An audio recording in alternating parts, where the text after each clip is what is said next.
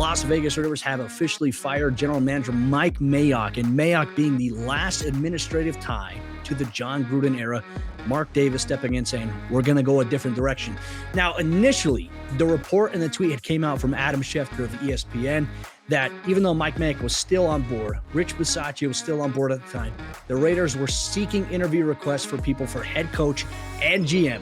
So we saw writing on the wall is coming here. But my question to you, from a GM perspective, how appealing is this Las Vegas Raiders job right now? I feel like it's something I don't know if I would want to touch with the 10-foot pole, considering the dysfunction and everything else that's been there.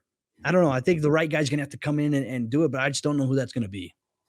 Yeah, I think you've got some pieces in Vegas that excite you. I mean, you have an all-pro caliber defensive end in Max Crosby, another one of my guys. Yannick Ngakoue was fantastic. There are some pieces that you want to build around. You got to figure out the future of Derek Carr, right? He's beloved in that locker room. But you know, from a personnel perspective, you have to figure out, is that the guy? And if you're coming in, is that a quarterback that you have to have two plans, right? Is that a quarterback I'm coming in to further build around? Or am I looking to completely blow up the offense and start over? And the challenge with, now remember, going back at the end of the draft last year, when Mike Mayock, John Gruden, whoever, presumably reached on a few draft picks, like they seem to do their entire tenure together.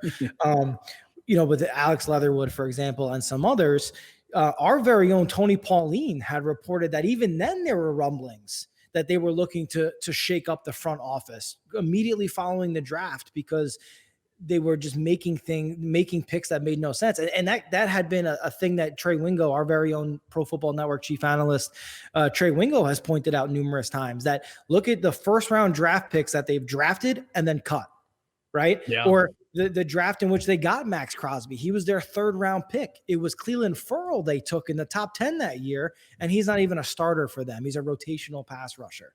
The front office hasn't been great by any stretch of the imagination. One of the things I'm interested in looking at is, where does Ed Dodds end up? Ed Dodds is the assistant GM in Indianapolis. He's someone I've gotten to talk to and know quite a bit, working with some of the Colts players that I work with. He is him and Chris Ballard run a really good operation in Indianapolis. If you're looking to blow it up and start over, Ed Dodds is a guy who's coming in to help you rebuild. If you're looking to kind of just add a piece here or there, maybe you're looking at a reunion with like a Reggie McKenzie, or you're looking at somebody who's don't know that's going to happen. Yeah. Or you're looking at somebody who is adept at being able to spot those veterans, right? So are you looking for someone with a pro scouting background? Are you looking for somebody with a college scouting background? Those are the questions that Mark Davis essentially has to answer.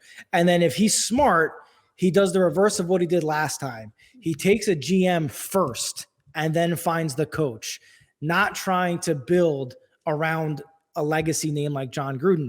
But our good friend, Cody, yours and mine, Benjamin Albright, has talked about the possibility of Harbaugh ending up there. And that's certainly been some of the rumors. I can't imagine what Harbaugh dealt with in San Francisco with Trent Baalke, if I'm not mistaken, which led to a big divorce there, which is now why he's at the University of Michigan. Is that something we see end up in Las Vegas, where they bring Harbaugh in and Harbaugh's contention is, I'll do it, I need full control? Then are you running into the same situation you ran into with this last John Gruden hire? So we'll have to see. It's going to be interesting to kind of see how things play out. And obviously, Tommy Garrett says, I wonder if Mayock will go back to the NFL Network for scouting, even though he melded in the last few years. Kevin Nolter says, do we think Gruden had control of the first-round picks and Mayock had more say in the late picks? I mean, I think that could be a distinct possibility. John Gruden's the type of guy, look, you get a 10-year contract, $100 million, you're going to have, I mean, he's making more money than Mike Mayock. Yeah, that's also not the way it typically works in front offices, right? Like, it shouldn't work that way. It's unlikely that John Gruden cared a lot about first round picks, but then didn't care about the late round, and then that was like Mayock. You just go take, the 4th through 7th round so I can just deal with whatever. My bet is they were both pretty in lock on it. We've seen John Gruden's media personality. We've seen the way he talks about prospects, and some of them are, remember John Gruden's whole shtick at ESPN was everybody was the greatest of all time, right? Like that was his whole shtick at ESPN. My bet is, again, our very own insider, Tony Pauline, coming out on the heels of this past draft of 2021, said that already there were rumblings inside of that front office that they needed a major shakeup. I have a feeling based on what we know about Mike Mayock, that they tried to bring someone in out of the box, a guy who had never been in a front office, but was doing this on TV for all those years. And it just didn't work out. He tried to make some out of the box picks, try to go off the beaten path and find some sleepers. And it not only did it not work out, it was a failure. And I don't think we need to, John Gruden gets blamed for enough, rightfully so. I think Mike Mayock bears a lot of responsibility there. Well, I'd even go as far to say even Mark Davis bears some responsibility as well, because you're either, there's a saying in coaching, you're either coaching it or you're allowing it to happen. And so for Mark Davis, from an ownership standpoint, I think allowed some things to go on a little too long. But then again, like the Raiders had promised, they had some talent with the offense that they had there. Obviously with Henry Ruggs and Darren Waller, I mean, even Hunter Renfrow. I mean, those guys were a solid unit. The offensive line that they had, I mean, they made a tremendous risk by completely revamping their offensive line in the offseason, trading guys away. And everyone's like, whoa, what are they doing? I think ultimately they made some risks. They made some calculated risks. But the Raiders at one point of the season were a very dangerous team. And then everything went downhill. I still think they have the talent to be very good. And Kevin Nolter in the chat, mentions that the first round picks were awful, but like Crosby, Renfrow, Hobbs. I think we also forget. Divine Diablo. Yeah, we forget in our industry that we're in, right? The sports media landscape, that the players also bear some level of responsibility too for their own success. Like I remember working with Max Crosby pre-draft. Him and Ben Banagou were in the same draft. I worked with both of those guys. And I remember Max Crosby, what you see from him now, his work ethic, his motor, his desire to be great, his never stop moment and attitude. That's what you saw coming out of Eastern Michigan. That didn't change. His agent, CJ LeBoy and Mike Swenson of Wasserman Sports, they always say that they look for guys who are, quote, built different.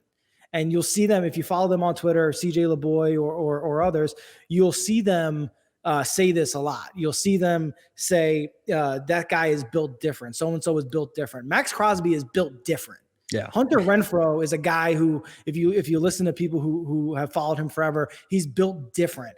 I don't think, I think it's a failure that they made it to the third round. I don't think it's necessarily a credit to the personnel department that they picked them in the third round, if that makes sense.